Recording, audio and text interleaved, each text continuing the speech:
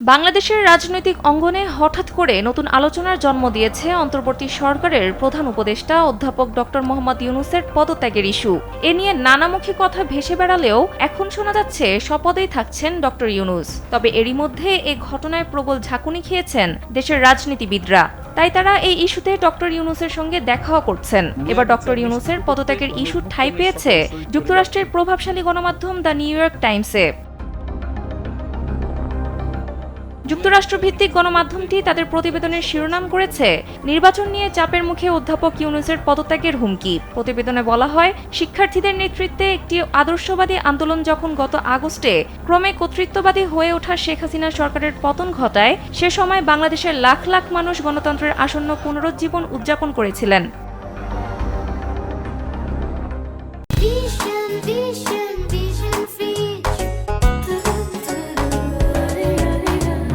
এরপর ৯ মাস হতে চললেও অন্তর্বর্তী সরকার সবাইকে হতাশ করেছে, যারা দ্রুত নতুন নেতৃত্ব নির্বাচন করতে চেয়েছিলেন। এখন দেশটির খ্যাতিমান নেতা, শান্তিতে নোবেল পুরস্কার জয়ী মোহাম্মদ ইউনূস হুমকি দিচ্ছেন যে যদি তাকে তার কাজ করতে দেওয়া না হয় এবং ধীরগতিতে দেশকে নির্বাচনের জন্য প্রস্তুত করার সুযোগ দেওয়া না হয়, তাহলে তিনি পদত্যাগ করবেন।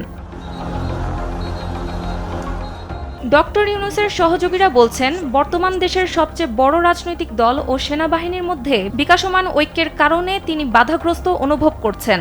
এই ঐক্য তার নীতিগুলোর সমালোচনা করছে এবং বলছে তিনি নির্বাচনের পরিকল্পনায় অত্যন্ত ধীরগতিতে এগোচ্ছেন। বৃহস্পতিবার মোহাম্মদ ইউনূস বাধাহীনভাবে কাজ করার জন্য রাজনৈতিক ও সামরিক সমর্থন না পেলে পদত্যাগের হুমকি দেন। মোহাম্মদ ইউনূস তার পদত্যাগ ঘোষণার ভাষণের খসড়া তৈরির পর্যায়ে গিয়েছিলেন বলে তার সরকারের একজন জ্যেষ্ঠ কর্মকর্তা জানিয়েছেন।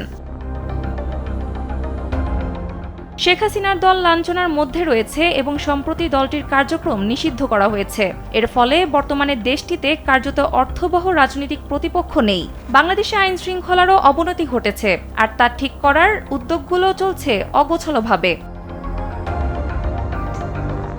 অধ্যাপক ইউনূসের সঙ্গে ঘনিষ্ঠভাবে কাজ করা একজন কর্মকর্তা বলেন, দেশের গণতন্ত্রকে সঠিক পথে ফিরিয়ে আনতে যাদের তাকে সাহায্য করার কথা ছিল, তাদের কেউ কেউ তাকে উপেক্ষা করছেন বলে অধ্যাপক ইউনূস মনে করছেন।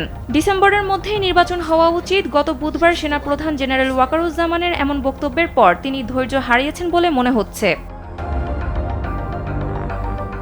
রাজনৈতিক অস্থিরতা ঠিক করা ৮৪ বছর বয়সী এই অর্থনীতিবিদের জন্য চ্যালেঞ্জ প্রমাণিত হয়েছে এবং অনেকাংশে প্রায় অসম্ভব কাজ হয়ে দাঁড়িয়েছে।